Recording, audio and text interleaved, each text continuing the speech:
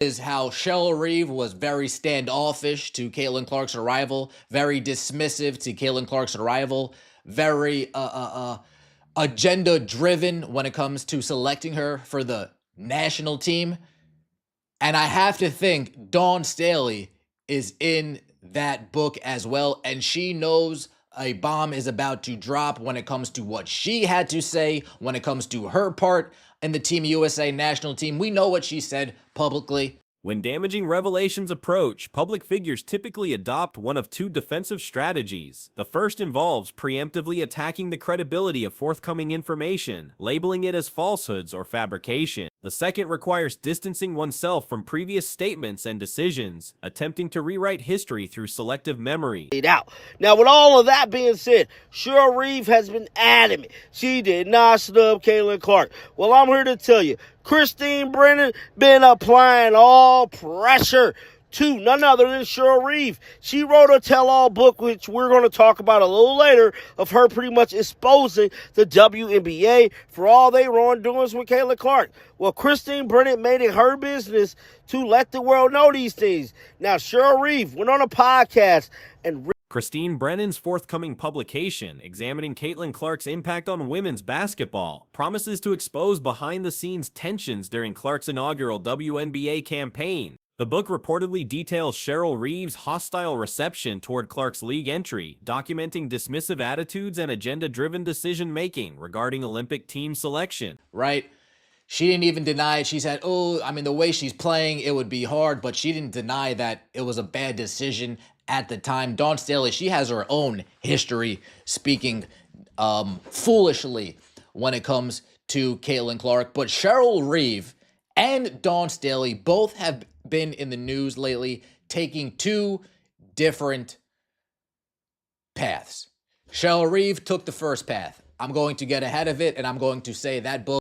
Dawn Staley's involvement in Team USA deliberations also faces scrutiny, particularly given her documented public statements questioning Clark's Olympic exclusion. Both coaching figures have recently emerged in media, each employing different damage control tactics. Reeve has chosen the preemptive strike approach, while Staley pursues historical revisionism through favorable Clark commentary. Ripped her into shreds. Listen to this. What she wrote is fiction. And if she were paying attention, one of the things that I have done for years is held the league accountable for their missteps, mishaps, their lack of representation of all teams. And so that particular situation had nothing to do with Caitlin Clark. It had everything to do with a WNBA social media post that promoted one preseason game. During a recent FanDuel Sports Network appearance, Reeve categorically dismissed Brennan's work as fictional. She claimed her criticisms targeted WNBA promotional practices rather than Clark specifically, citing concerns about unequal coverage of preseason matchups. Reeve argued that her complaints addressed a social media post highlighting an Indiana Fever versus Dallas Wings game, while ignoring a simultaneous Minnesota Lynx versus Chicago Sky contest featuring Angel Reese. Reeve positioned herself as a long-standing league accountability advocate, claiming Brennan requires villains for compelling narratives. She insisted that any book content regarding her Olympic team opinions constitutes fabrication, despite contradictory evidence from her social media activity. Is all lies.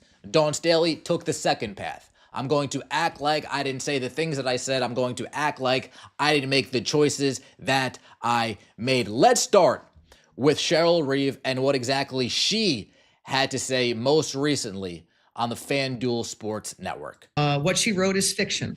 And if she were paying attention, one of the things that I have done for years is held the league accountable for their missteps.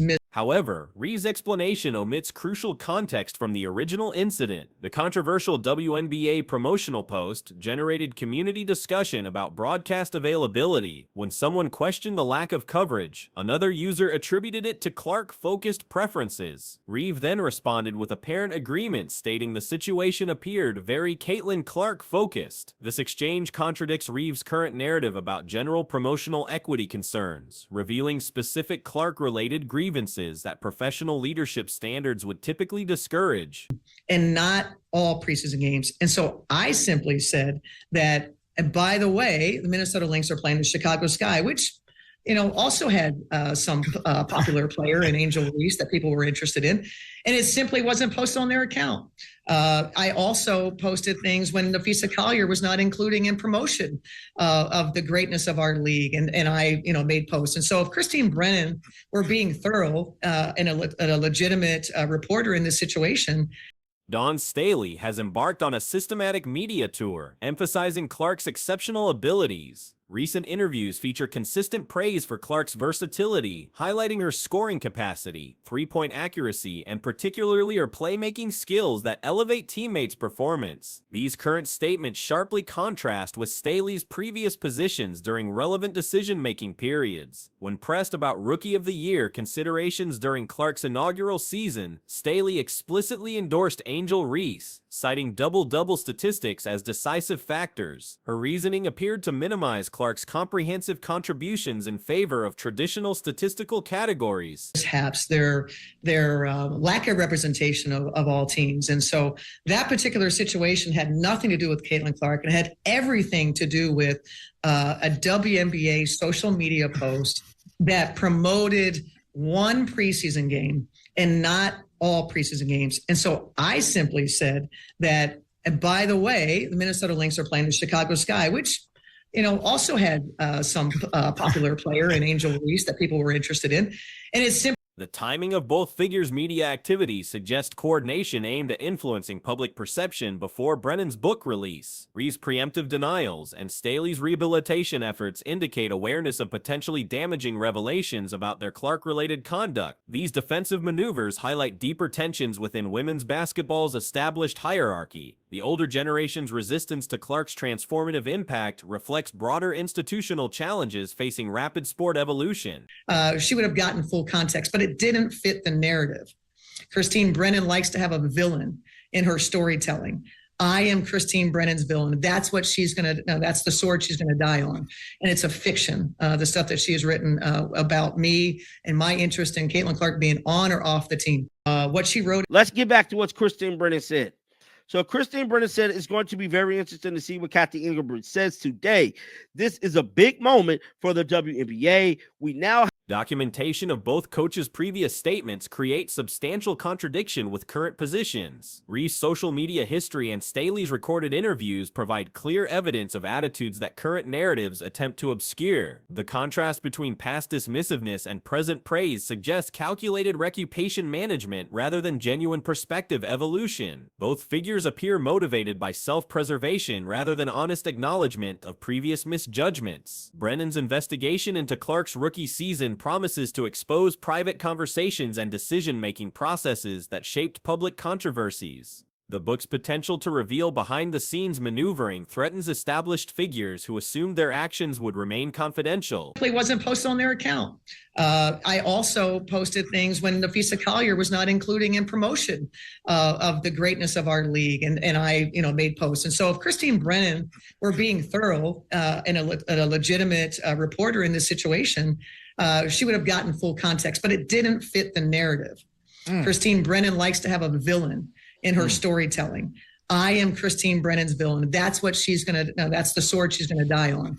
And it's a fiction, the stuff that The systematic nature of both coaches' current responses indicates expectation of significant negative material. Their coordinated approach suggests awareness that individual defensive strategies alone may prove insufficient against comprehensive documentation. These revelations threaten to expose institutional bias within women's basketball's leadership structure. The apparent resistance to Clark's rise reflects broader challenges facing sports organizations during periods of transformative change. The controversy demonstrates how established power structures can impede progress when threatened by disruptive talent. Clark's impact forced uncomfortable reckonings about promotional priorities, team selection criteria, and institutional fairness. have data that Clark alone draws more than half the league TV audience.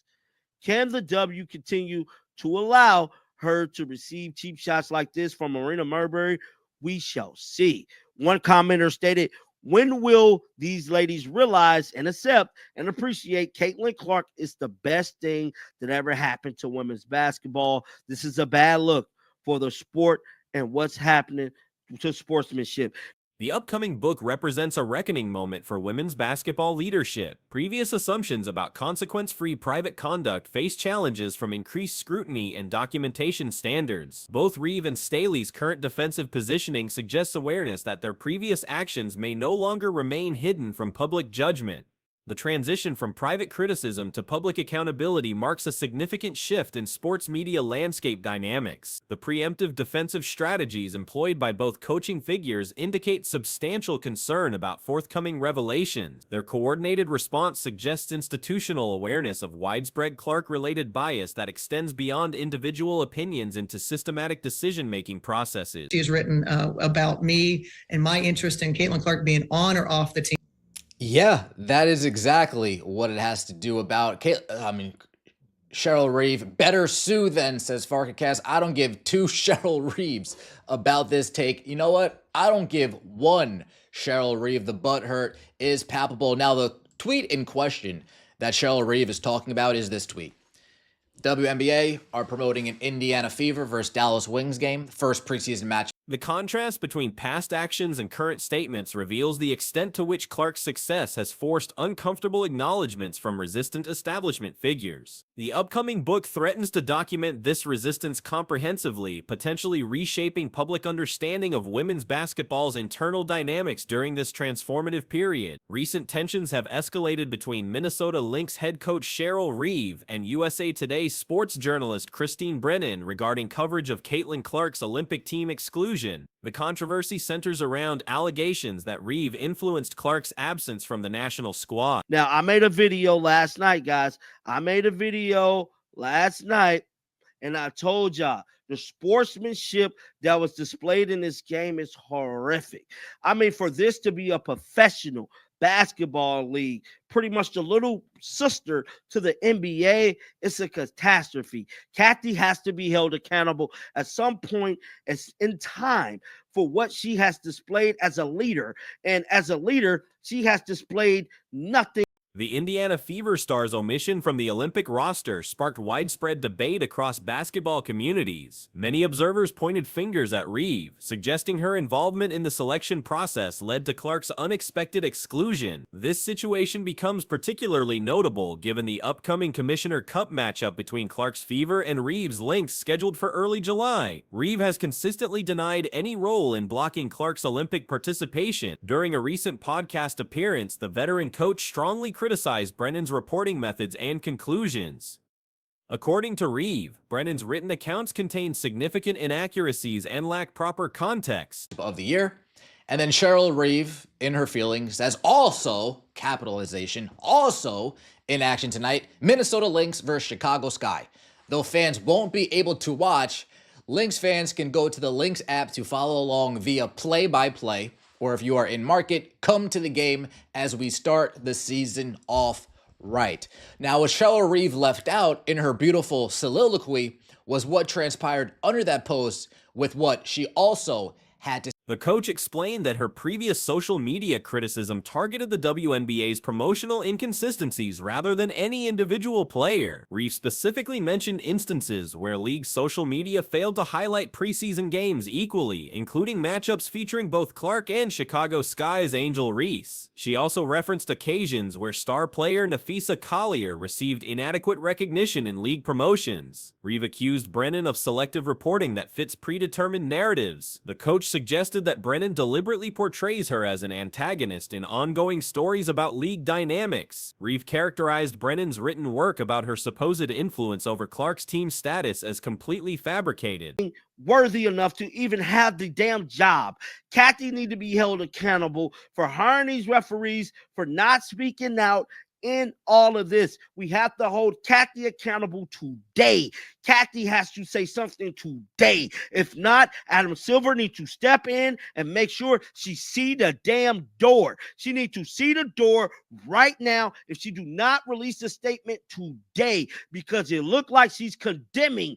Kathy looked very Brennan's recent commentary emphasized Clark's significant impact on television viewership, noting that the rookie attracts more than half the league's TV audience. The reporter questioned whether league leadership would continue allowing what she described as inappropriate treatment of the star player during games. Commentary from basketball analysts highlighted concerns about sportsmanship standards within the Professional Women's League. Critics have called for accountability from League Commissioner Kathy Engelbert regarding officiating quality and player conduct enforcement. Some observers suggest that leadership changes may be necessary if current issues persist. The debate extends beyond individual personalities to broader questions about league governance and media coverage. Various commentators have expressed frustration with what they perceive as inconsistent officiating and inadequate protection for marquee players. Say somebody makes a comment saying, is there a reason why it's not being shown? Somebody responds saying, because they only care about Caitlin Clark. And then head coach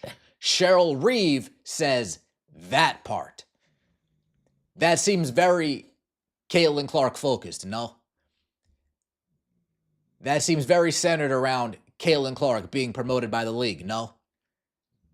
That seems very spiteful from, like, Social media discussions reveal divided opinions about the situation's impact on upcoming games. Some analysts predict the controversy will motivate affected teams, while others worry about potential negative effects on player performance and team chemistry. Recent developments include increased attention to merchandise sales, with certain player jerseys experiencing unexpected demand spikes. The situation has also prompted responses from prominent sports media personalities, indicating the story's reach beyond traditional basketball coverage circles. Current league dynamics suggest ongoing tensions between different stakeholder groups, including coaches, players, media members, and administrative officials. The resolution of these conflicts may significantly influence the league's direction and public perception moving forward. Very, very suspect here.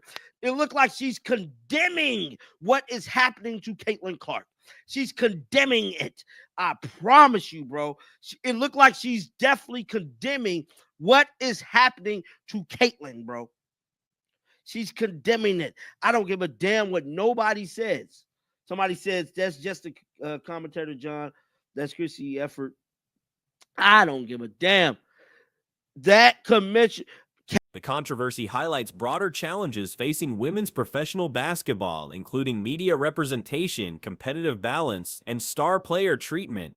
These issues continue generating discussion among fans, analysts, and industry professionals. League officials face mounting pressure to address various concerns while maintaining competitive integrity and entertainment value. The handling of current situations may establish important precedents for future similar circumstances. Market response indicators, including jersey sales and viewership data, suggest significant public interest in the ongoing developments. This attention creates both opportunities and challenges for league leadership and participating organizations.